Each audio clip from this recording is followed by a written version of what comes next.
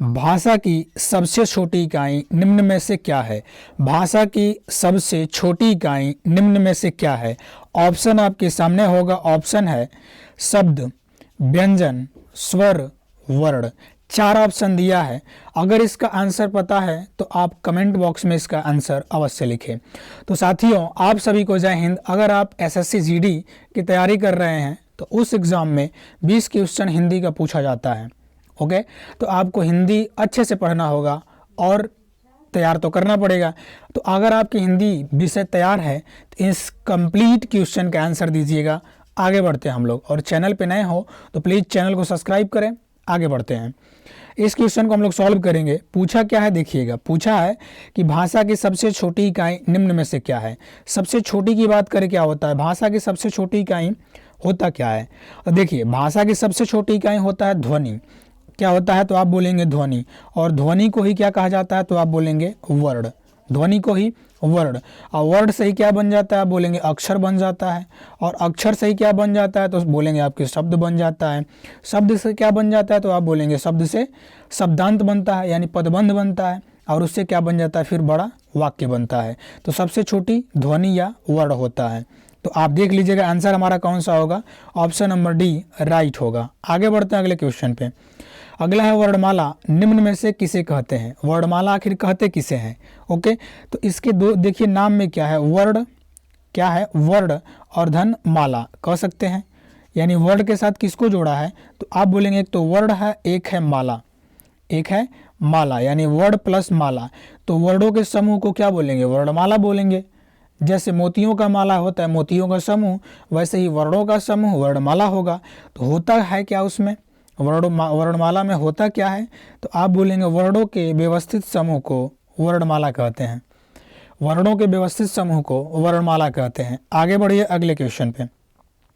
अगला क्वेश्चन होगा कि शुद्ध वर्तनी का चयन करिए। मतलब क्या है, वर्तनी का मतलब स्पेलिंग होता है। तो 4 ऑप्शन जो दिया गया है, क्या दिया है, मृत्युंजय, अगला मृत्युंजय, अगला मृत्युंजय, अगला दिया है डी वाला मृत्युंजय। इसमें से 4 ऑप्शन दिया है, चारों में से कौन सा सही होगा। तो बात करते हैं मृत्युंजय लिखा कैसे जाता है। मृत्युंजय लिखने की बात होती है तो मृत्युंजय कैसे लिखा जाता है, मृ, फिर अगला त्यू, बिंदी रहेगा अंक का मात्रा। ओके, उसके बाद मृत्युंजय। ओके, यहाँ पे आप ऑप्शन में देख लीजिएगा कौन सा सही है। तो आप बता सकते हैं कि ऑप्शन नंबर जो सी है इसी में लिखा है मृत्युंजय, इसी में लिखा, यानी ऑप्शन नंबर सी हमारा सही होगा, राइट होगा। आगे बढ़ते हैं। अगला क्वेश्चन है शुद्ध वर्तनी का चयन करिए। वही स्पेलिंग फिर पूछा है। स्पेलिंग में पहला क्या है, शताब्दी, अगला शताब्दी, शताब्दी, अगला शताब्दी, शताब्दी है ना। डी वाला में क्या दिया है, शताब्दी। अब आप बोल के ही देख सकते हैं, अगर उच्चारण आपका सही होगा तो इस क्वेश्चन को सॉल्व कर पाएंगे। देखिएगा, शताब्दी की बात करें तो क्या लिखा जाता है, शताब्दी को शताब्दी, शताब्दी लिखा जाएगा, ऐसे शताब्दी लिखा जाएगा। अब अगर बात करें शताब्दी, शताब्दी तो आंसर कौन सा होगा तो आप बोलेंगे शताब्दी तो ऑप्शन ए में दिख रहा है, जो लिखा गया ऑप्शन ए राइट है हमारा। ठीक है, तो ऑप्शन नंबर ए हमारा राइट होगा। आगे बढ़ते हैं अगले क्वेश्चन पे। अगला क्वेश्चन आपके सामने होगा कि शुद्ध वर्तनी का चयन करिए। शुद्ध वर्तनी का चयन करिए। शुद्ध वर्तनी का क्या दिया है, पहला औद्योगिकरण, बी औद्योगिकरण, सी उद्योगिकरण, डी औद्योगिकरण। तो ये दोनों ऑप्शन जो नीचे वाला है तो ऐसे ही नहीं हो सकता, लिखा जाता है औद्योगिकरण। दो बचा कौन कौन, औद्योगिकरण, औद्योगिकरण। ओके, सही कौन सा होगा तो औद्योगिकरण। जब उच्चारण हम करते हैं औद्योगिकरण का तो बोलते हैं औद्योगिकरण। क्या बोलते हैं, औद्योगिकरण, क्या बोलते हैं, औद्योगिकरण कहा जाता है।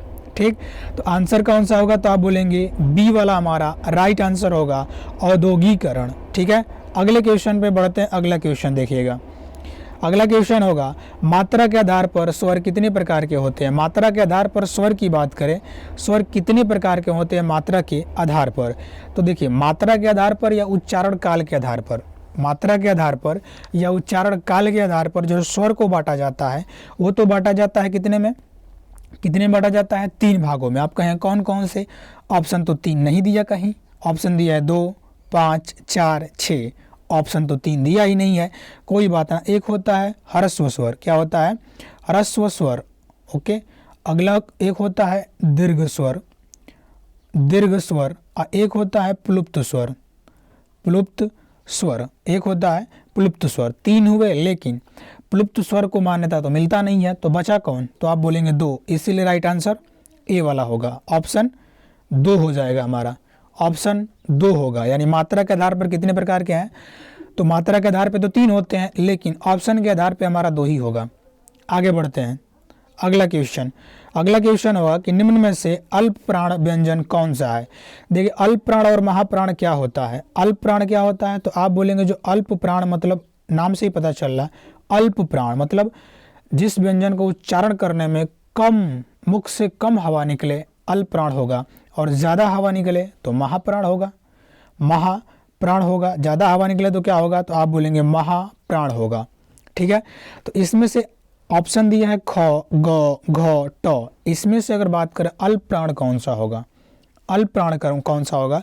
तो ध्यान रखिएगा, प्रत्येक वर्ग का पहला और दूसरा व्यंजन जो होता है, पहला और दूसरा व्यंजन क्या होता है?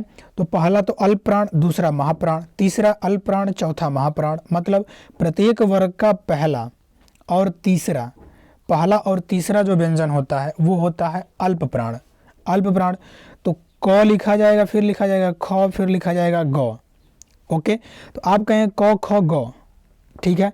अल्प प्राण के अगर पूछा तो इसमें क, ख, ग तो नहीं दिया, लेकिन ग तो दिया है ना, ग दिया है, तो ग क्या होगा? हमारा अल्प प्राण होगा। ग क्या होगा? ग होगा अल्प प्राण। ओके, आगे बढ़ते हैं, ऑप्शन नंबर बी हमारा राइट होगा। अगला क्वेश्चन होगा 8 नंबर का, जिह्वा के आधार पर स्वर कितने प्रकार के होते हैं? जिह्वा के आधार पर स्वर कितने प्रकार के होते हैं? जिह्वा कहने का मतलब क्या है? अगर हम जीभ से किसी स्वर का उच्चारण करें तो ये 3 प्रकार के हो सकता है। कैसे? अग्र स्वर, क्या बोलेंगे? अग्र स्वर मतलब जीभ के अगले भाग से उच्चारण होगा। मध्य स्वर यानी जीभ के बीच वाले भाग से उच्चारण होगा। और पश्च स्वर, पश्च स्वर में क्या होगा? जीभ के पिछले भागों से उच्चारण होगा। ठीक है, तो कितने प्रकार के हो जाएंगे? तो आप बोलेंगे कि 3 प्रकार के, ऑप्शन नंबर बी हमारा राइट होगा। आगे बढ़ते हैं अगले क्वेश्चन पे। अगला क्वेश्चन होगा हम लोग का कि एक से अधिक वर्णों के मेल को कहते हैं, एक से अधिक वर्णों के मेल को क्या कहते हैं?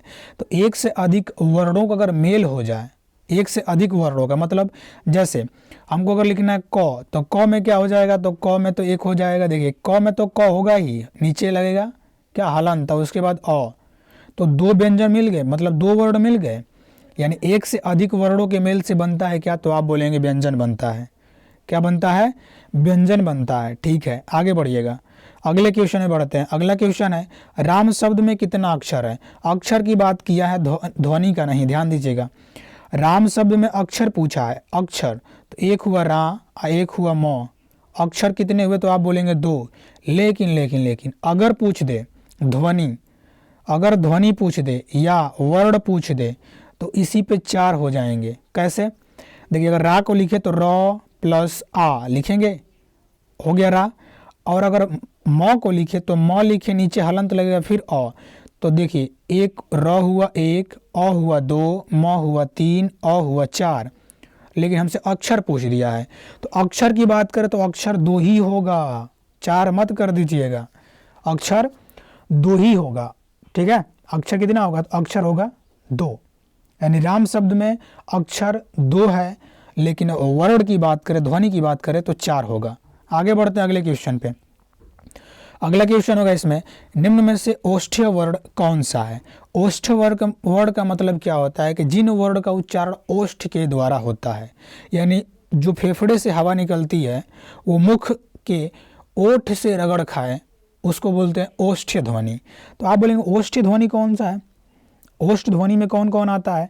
तो ओष्ठ ध्वनि में उ आएगा, औ आएगा, आ गया। और प वर्ग में प, फ, ब, भ, म आता है। ठीक है, तो आप देख लीजिए कौन सा ऑप्शन में दिया है। तो आप बोलेंगे उ दिया है, उ तो दिया है, अ होगा, आ होगा कंठ से, ई होगा तालु से, तो बचा कौन? यानी उ होगा हमारा ओष्ठ्य। ओष्ठ्य वर्ण कौन सा होगा? तो आप बोलेंगे उ। ठीक है, तो ये क्वेश्चन हम लोग का कंप्लीट होता है। बस 10 क्वेश्चन ही लेंगे हम लोग डेली का। ओके, और चलिए मिलते हैं तब तक नेक्स्ट वीडियो में। तब तक के लिए जय हिंद, वंदे मातरम, भारत माता की जय।